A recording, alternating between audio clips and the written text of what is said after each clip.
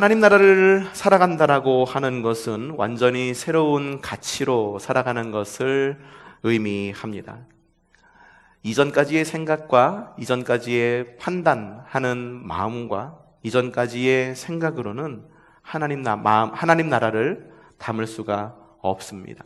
지난주에도 읽었던 말씀인데 다시 한번 좀 읽어보겠습니다. 새 포도주를 낡은 가죽 부대에 담는 사람은 없다. 그렇게 하면 가죽 부대가 터져서 포도주는 쏟아지고 그 다음에 어떻게 된다고요? 가죽 부대는 못 쓰게 된다. 새 포도주는 새 가죽 부대에 담아야 한다.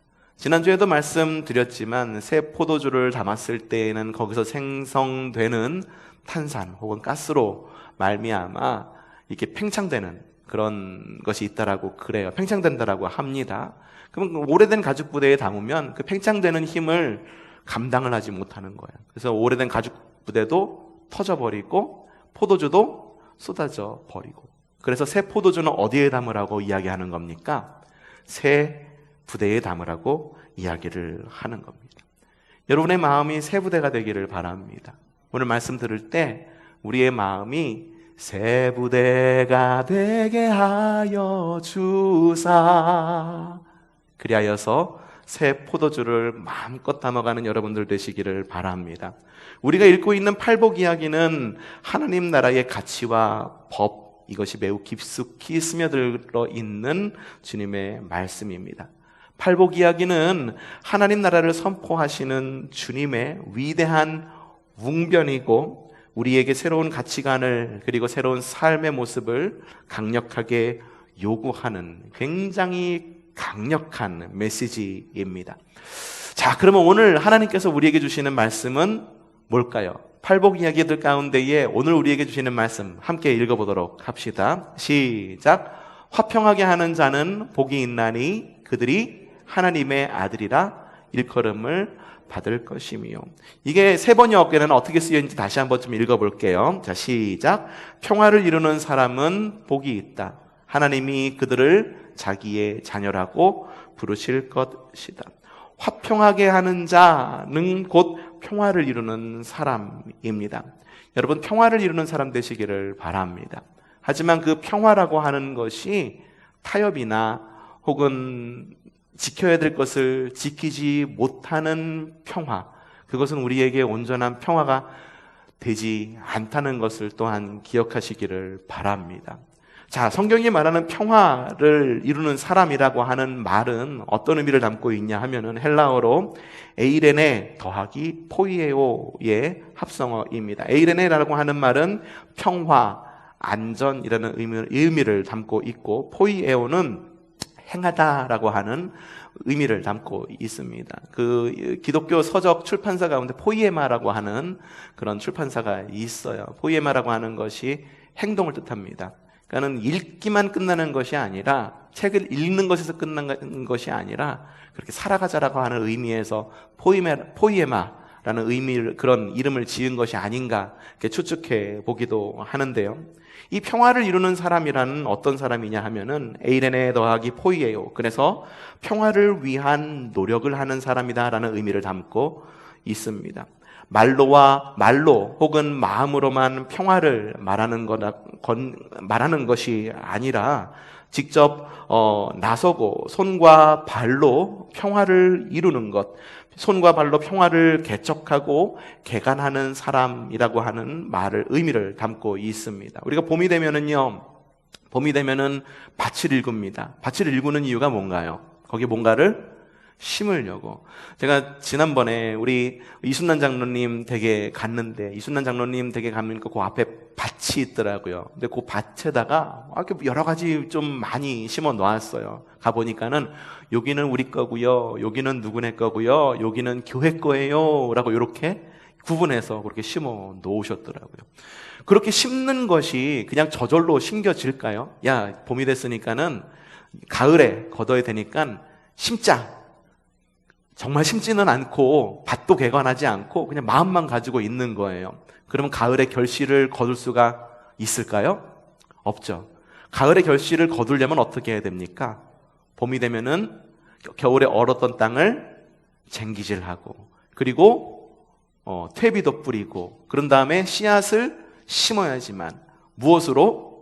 우리의 손과 발로 심어야지만 가을에 결실을 맺을 수가 있는 거예요. 그러니까 평화를 이루는 사람도 역시 마찬가지입니다. 평화를 이루는 사람이라고 하는 것은 단순히 마음만으로 그래, 평화를 이루어야지, 그래, 행복한 게 좋은 거야 라고 마음만 갖고 있는 것을 말하는 것이 아니라 그 평화를 위해서 손과 발로 노력하는 사람을 의미한다라고 하는 것입니다. 적극적으로 행동이 있는 사람, 지혜를 발휘하고 평화를 이루기 위해 말을 건네고 먼저 화해하고 물심양면으로 돕는 행동이 있는 것, 그것이 바로 평화를 이루는 사람의 성경적인 의미다라고 하는 것입니다. 영어로는 peacemaker, 곧 이론가가 아니라 행동가를 바로 평화를 이루는 사람이다라고 이야기하는 거죠.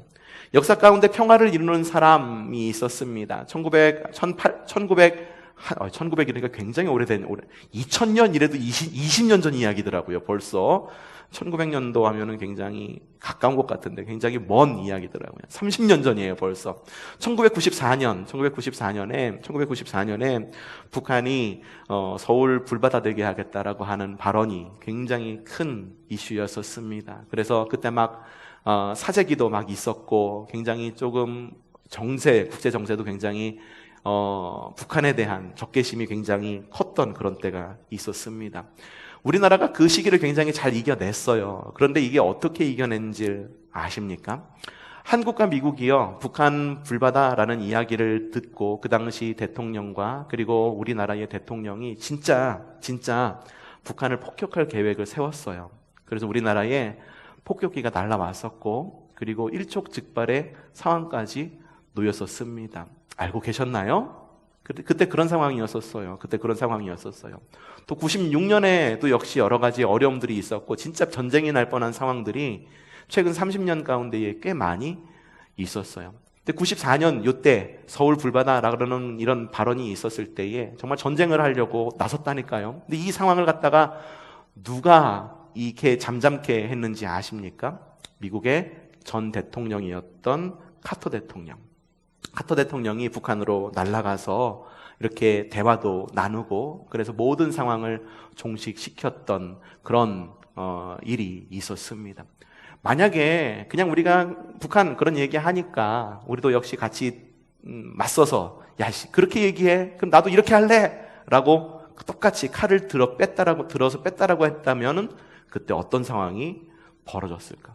저는 생각만 해도 아찔합니다. 굉장히 아찔해요. 대학생활 모든 것을 다 포기하고 그냥 바로 그냥 군대에 가야 되지 않았을까라는 생각도 들기도 하는데 카터 대통령이 직접 나서서 그곳에 가서 대화하고 손과 발로 이렇게 위험을 무릅쓰고 가서 평화를 시도했기 때문에 평화를 유지할 수 있었던 거라고 저는 그렇게 전해 들었습니다. 역사 속에서 평화를 이루는 사람만이 있었을 뿐만 아니라 성경 속에도 평화를 이루려고 노력했던 사람들이 있었습니다. 대표적인 사람이 바로 에스더라고 하는 사람이에요. 에스더 이미 여러분들이 몇 주 전이 아니죠. 벌써 몇 달 전이었던 것 같은데 에스더에 대한 설교를 이미 들었습니다. 에스더라고 하는 이름은 별이라고 하는 의미를 담고 있어요. 이쁘죠? 별이라고 하는 이름. 바벨론 포로 귀환 이후에 이스라엘 백성들은 유다로 돌아오게 됩니다. 근데 자기 땅으로 돌아오게 되는 거예요. 근데 돌아오지 않고 이 바벨론 땅, 이제 바뀐 정권에서 그냥 적응해서 살아가는 사람들이 있었어요. 바벨론 이후에 페르시아가 들어서고 아하수에로 왕이라는 사람이 있었었는데 이 아하수에로 왕이 왕비를 구하게 되죠. 많은 후보자가 있었습니다. 그 가운데에 아하수에로 왕이 마음에 들어했던 여인이 바로 유대 포로민 출신의 에스더였었습니다. 에스더가 왕비로 간택되게 되는 거예요. 그런데 이 아하수에로 왕 주변에는 충신도 있었지만 간신도 있었고 과잉 충성을 하는 사람도 있었는데 그 과잉 충성을 하는 사람의 이름이 바로 하만 장군이었었습니다. 이 하만 장군이 과잉 충성하는 것도 모자라서 왕의 어떤 그런 왕권을 가지고 자신의 어떤 사리사욕을 채우려고 하는 모습들이 있었어요. 그래서 하만이 아하수에로 왕에게 이야기를 합니다. 왕에게 충성하지 않는 사람, 그리고 이방 민족들을 다 우리 그냥 전멸시킵시다라고 이야기를 합니다. 아하수에로 왕이 이 하만의 이야기를 들어보니까는 자기를 위한 일이라고 한다라고 이야기를 듣다 보니까는 그럴듯하다라는 말이죠. 그래서 도장을 꽝 찍어줍니다. 그로 인해서 유대인이 전멸될 위기에 놓이게 됩니다. 이 이야기를 에스더는 삼촌으로부터 전해 듣게 되고, 에스더는 마음이 너무너무 아팠어요. 자신의 남편이 자신의 민족을 이제 다 멸절시키려고 하니까요. 그래서 에스더는요, 죽으면 죽으리라 라고 하는 마음으로 3일 동안 금식하고 왕 앞으로 나아갑니다. 야, 왕 앞으로 나아가는 것이 뭐 그렇게 대단한 일이야 라고 생각할지는 모르지만, 당시 왕실 법도는 왕의 허가가 없이 왕비가 왕에게 나아올 수가 없었어요. 왕이 보고 싶어도 왕의 허가가 있어야지만 왕 앞으로 나아갈 수가 있었던 거예요. 그러니까 에스더가 왕의 부르심 없이 왕 앞으로 나간 것은 뭐냐 하면은 죽음을 각오한 그런 행동이었다라고 하는 거죠. 그리고 이야기를 합니다. 왕이시여, 내 민족 유대인들이 몰살당하게 되었습니다. 구해 주십시오. 에스더를 사랑한 아하수에로 왕은 명령을 취해야 합니다.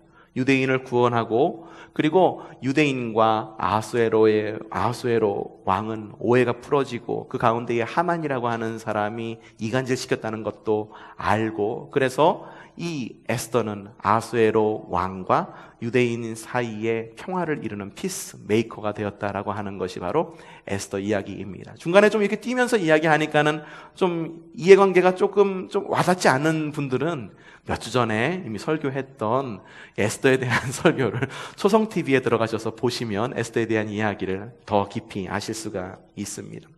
에스더는요, 고결한 왕비였었습니다. 그냥 가만히 앉아 있어도 그냥 혼자 먹고 살기에 큰 어려움이 없었던 사람입니다.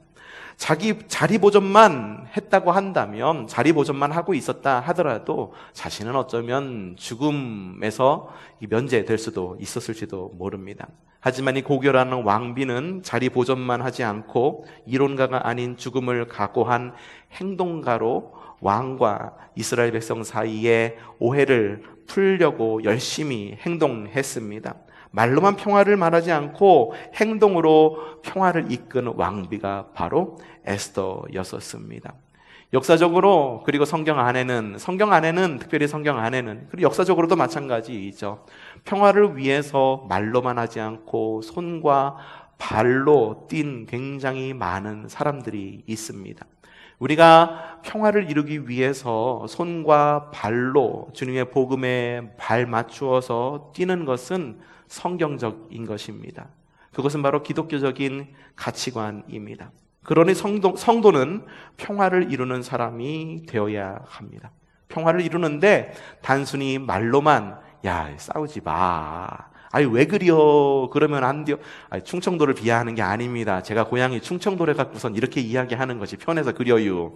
그러니까는 괜찮이요 그러면서 말로만 평화를 말하는 것이 아니라 행동으로 평화를 옮기는 겁니다.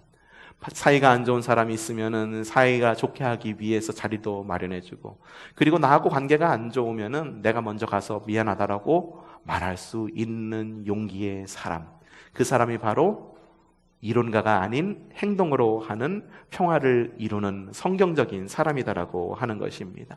여러분, 평화를 위해서 기도하시기를 바랍니다.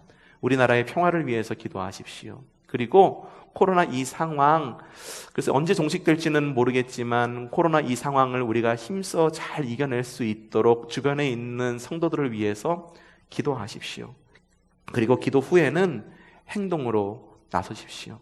사람들의 마음 가운데서 두려움이 떠나갈 수 있도록 위로의 말을 전해주시고, 그리고 좋지 않은 사이가 있다고 한다면 화해의 손길을 내밀고, 그리고 전쟁이 있는 곳을 위하여 기도하고, 그리고 어려움 가운데 있는 사람들에게 손을 내밀고, 그렇게 행동으로 나설 수 있는 그런 행동가가 되기를 바랍니다.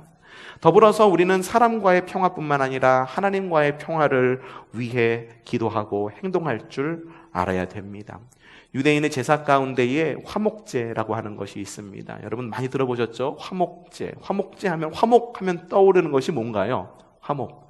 가화만사성 떠오르죠? 가정이 화목하면 모든 것이 잘 이루어진다라고 하는 가화만사성. 맞아요. 그 화목제물이 바로 그 화목제물입니다. 영어로는 peace offering이라고 이야기를 합니다. 이 화목제는 무엇을 위한 화목제냐 하면 하나님과 사람의 관계의 회복을 위한 제사가 바로 화목제입니다. 왜 화목제가 필요했을까요? 태초에 하나님이 천지를 창조하셨습니다. 보시기에 모든 것이 좋았어요. 사람을 보시기에도 심히 좋았다라고 말씀하시면서 사람을 완전히 창조된 모든 환경 가운데에 복된 피조물을 다스리고 정복하고 가꾸는 청지기로 사람을 그 가운데에 심어 놓으셨습니다. 모든 것이 좋고 모든 것이 조화로웠지만 사탄의 유혹과 사람의 잘못된 선택으로 하나님과 사람의 관계가 깨어지게 됩니다. 사람의 잘못된 선택으로 죄성이 우리 마음 가운데에 들어오게 됩니다. 이런 죄로 인한 깨어진 관계는 희생제로만 회복이 가능합니다. 그래서 하나님은 아담과 하와를 위해서 양을 희생시키시죠. 처음 들으셨나요? 양을 희생시키십니다. 양을 희생시키셔서 무엇을 선물로 주셨냐 하면은 가죽옷을 선물로 주셨어요. 그래서 아담과 하와가 다 금방 말려 들어 올라갈 그런 나뭇잎으로 수치를 가리고 있으니까는 아담과 하와를 위해서 더 이상 이제 말려 올라가지 않을 아주 멋있는 그런 가죽옷을 입혀 주신 것이죠. 이후에 이스라엘은요, 하나님과의 관계 그리고 사람과의 관계의 회복을 위해 화목제를 드리게 된 것입니다. 화목제의 방법은 이렇습니다. 레위기 4장부터 기록이 되어 있는데 흠없는 숫송아지, 수렴소, 어린 양에게 안수합니다. 안수한다라고 하는 것이 여러분들은 축복의 의미도 가지고 있는 것을 알고 있지만 여기서 어린 양에게 안수한다라고 하는 것은 나의 죄가를 그 동물에게 뒤집어 씌운다라는 의미를 가지고 있습니다. 나의 죄가를 그 동물에게 다 뒤집어 쓰이게 됩니다. 그러면은 제사장이 그걸 갖다가 잡습니다. 이 제물의 목을 찔러서 피를 다 빼고 그 다음에 각을 뜨고 그리고 쓸모없는 부분은 버리게 됩니다. 가죽, 머리, 정강이, 내장 그리고 똥도 버려야죠. 그리고 똥도 버리고 기름은 다 떼어서 버리고 그리고 태워서 정해진 부분을 태워서 하나님께 번제로 드립니다. 그럼 하나님께서 타오르는 그 모습과 그리고 거기서 피어오르는 그 연기를 보시고 아 그래 내가 너희를 위해서 화목제를 받겠다라고 하나님께서 받으시게 되죠. 그런데요 번제로 드린 화목제물 가운데에 남는 부분이 있었습니다. 남는 부분은 고기예요. 그렇죠? 고기입니다. 이걸 갖다가 어떻게 했느냐? 이게 레위기 7장 15절에 나와 있는데 한번 읽어보죠. 감사함으로 드리는 화목제물의 고기는 드리는 그날에 먹을 것이요 조금이라도 이튿날 아침까지 두지 말 것이다.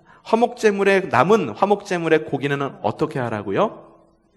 먹으라라고 이야기를 합니다. 먹는데 야 네가 드렸으니까 네 혼자 배 터지게 먹어. 야 이 소 한 마리 드렸으니까 남는 부분이 얼마나 많겠어요? 다리 한 짝만 하더라도 엄청 많이 남겠죠.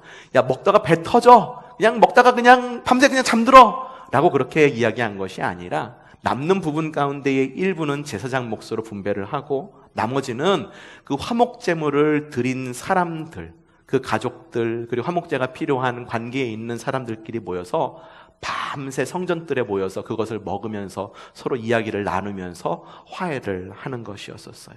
나누어 먹는 것, 이것이 화평의 최고의 방법이었었습니다. 요즘에도 그렇잖아요. 무슨 관계가 어렵거나 그러면 야, 좀 우리 같이 좀 밥 좀 먹자. 뭐 할 얘기 있어? 밥 좀 먹자라고 이야기를 합니다.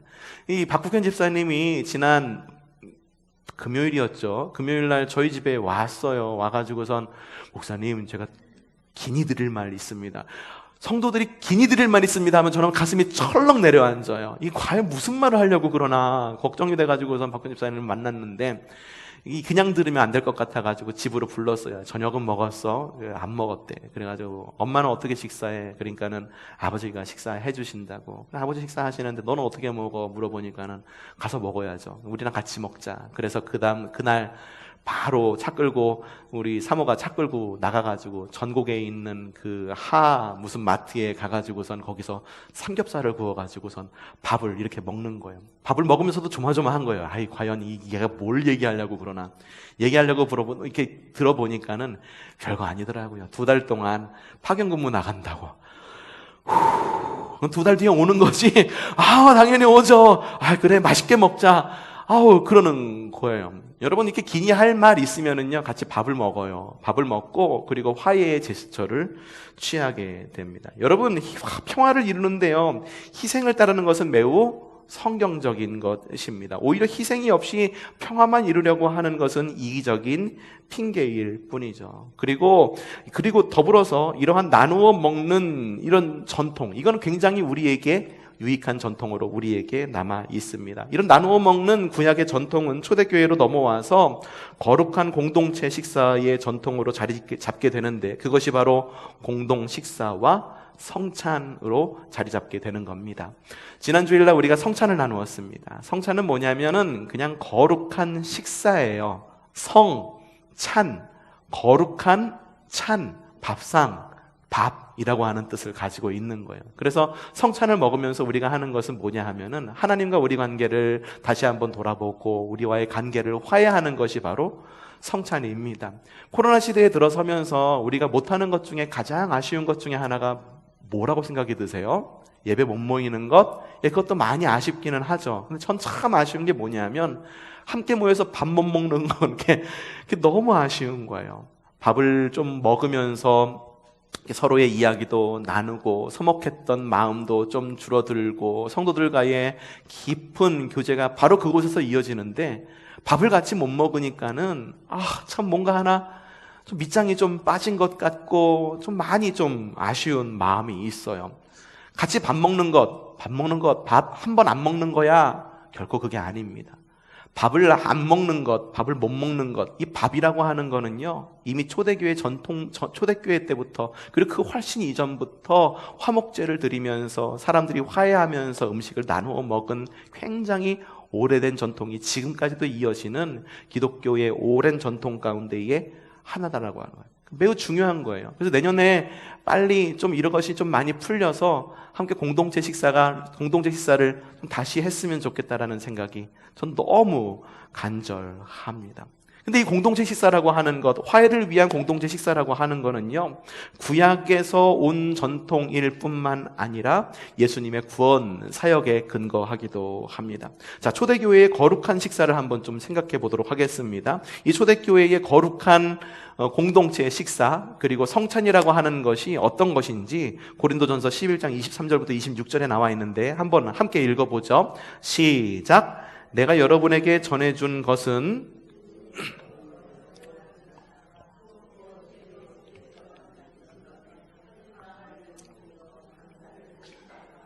떼시고 말씀하셨습니다.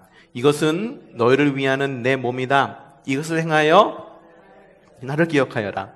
식후에 잔도 이와 같이 하시고서 말씀하셨습니다. 이 잔은 내 피로 세운 새 언약이다. 너희가 마실 때마다 이것을 행하여 나를 기억하라. 그러므로 여러분이 이 빵을 먹고 이 잔을 마실 때마다 주님의 죽으심을 그가 오실 때까지 선포하는 것입니다. 초대교회의 이 거룩한 공동체 식사는 누구를 기억하는 것이었습니까? 예수님을 기억하는 것이었어요. 또 무엇을 기념하는 것입니까? 주님의 죽으심과 주님의 희생, 곧 십자가 사건을 기억하는 것이 바로 초대교회의 공동체 식사였었습니다. 주님의 영단번의 희생제로 깨졌던 하나님과의 관계는 영원히 회복되었습니다. 더 이상 우리는 희생제를 드리지는 않습니다. 그렇죠? 여러분 오늘 희생제 드리셨나요? 희생제를 드리지 않아요. 여러분 오실 때 혹시 소 한 마리씩 끌고 오셨어요? 아니면 양 한 마리씩, 못하면 닭 한 마리라도 가지고 오셨나요? 우리의 예배는요, 원래는 희생제였다라고 하는 거예요. 그런데 예수님의 영단번, 영원하고 유일한 그 희생, 십자가의 희생 제사로 인해서 우리는 더 이상 이 교회 바닥 가운데에 피를 뿌릴 필요가 없게 된 것입니다. 이제는요, 우리는 주님의 이름을 믿기만 하면 우리는 하나님과 화목의 관계를 이어갈 수 있는 것이다라고 하는 거예요. 성경에 이렇게 적혀 있습니다. 고린도후서 5장 19절 말씀. 곧 하나님께서 사람들의 죄과를 따지지 않으시고 화해의 말씀을 우리에게 맡겨주심으로써 세상을 그리스도 안에서 자기와 화해하게 하신 것입니다. 이것이 바로 십자가 사건입니다. 로마서에는 이렇게 적혀 있습니다. 우리가 하나님의 원수일 때, 우리가 언제 하나님과 원수였을 때에도 하나님의 아들의 죽으심으로 말미암아 하나님과 화해하게 되었다면, 화해한 우리가 하나님의 생명으로 구원을 얻으리라는 것은 더욱더 확실한 일입니다. 에베소서에는 이렇게 적혀 있습니다. 시작. 원수된 것을 십자가로 소멸하시고 둘을 한 몸으로 만드셔서 하나님과 화해시키셨습니다. 골로새서에서는 이렇게 적혀 있습니다. 그분의 십자가의 피로 무엇을 이루셨다라고 말씀하십니까? 예, 평화를 이루셔서 그분으로 말미암아 만물을, 곧 땅에 있는 것들이나 하늘에 있는 것들이나 다 어떻게 자기와 기꺼이 화해시키셨습니다. 주님의 십자가의 사건은 바로 이런 의미를 담고 있는 거예요. 하나님과 사람의 관계를 화해시키는 사건, 사람과 사람의 관계를 화해시키는 사건, 사람과 피조물과의 관계를 화해시키는 사건, 그것이 바로 평화의 왕자이신 주님께서 십자가에서 이루신 것이다라고 하는 것입니다. 십자가야말로 화평의 최고의 상징입니다.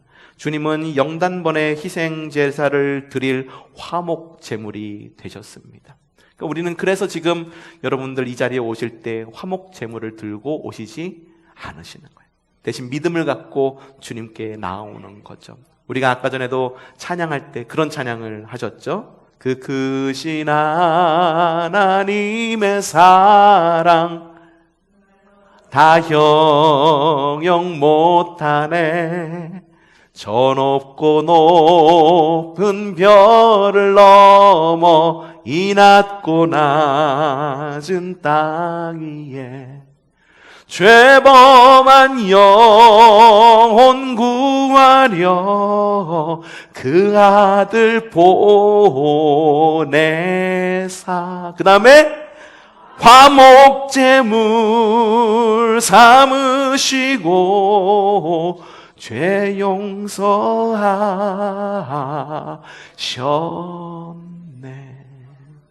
주님께서 이 땅 가운데 오신 것은 바로 화목제물로 이 땅 가운데 오신 것입니다. 그러한 값비싼 은혜의 과정을 통해 평화는 우리에게 주어진 것입니다.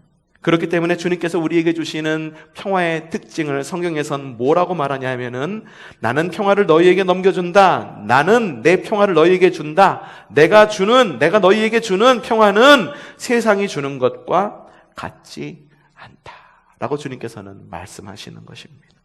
주님께서 주시는 평화는 세상이 주는 평화와는 다릅니다. 우리는 세상의 평화와는 다른 값비싼 평화를 이루는, 화평케 하는 평화를 이루는 사람들입니다. 평화를 이루는 사람이야말로 주님의 길을 걸어가는 주님의 진실한 제자임을 기억하시기를 바랍니다. 자, 다시 한번 오늘 말씀을 한번 읽어보도록 하겠습니다. 마태복음 5장 9절 말씀 한번 크게 한번 읽어보죠. 시작. 평화를 이루는 사람은 하나님이 맞습니다. 평화를 이루는 사람은 복이 있습니다. 여러분, 평화를 이루는 성도가 되시기를 바랍니다. 평화를 이루는 성도는 곧 하나님의 자녀다라고 말씀하십니다. 세상은 어떻게 하든 희생이 없는 평화를 이루려고 합니다. 만약에 희생이 있다 하더라도 내 희생 아니고 남의 희생을 원합니다. 남의 희생을 강요해서 나의 평화를 누리려는 것이 바로 세상의 평화일지도 모릅니다. 화해할 때도 그래요. 제가 먼저 미안하다고 그래야죠. 그런 것이 바로 세상의 방법이다라고 하는 거죠.